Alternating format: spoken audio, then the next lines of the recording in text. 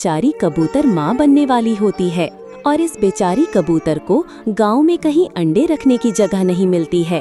इसलिए कबूतर गांव छोड़कर जंगल चली जाती है और घोंसला बनाकर रहने लगती है।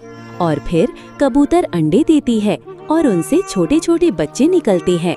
बच्चे भूखे होते हैं तो कबूतर उनके लिए दाना लेने जाती है। तभी ये भयानक सांप कबूतर को देख लेता है और हमला कर देता है। इधर भूखे बच्चे अपनी माँ को ढूंढ रहे होते हैं।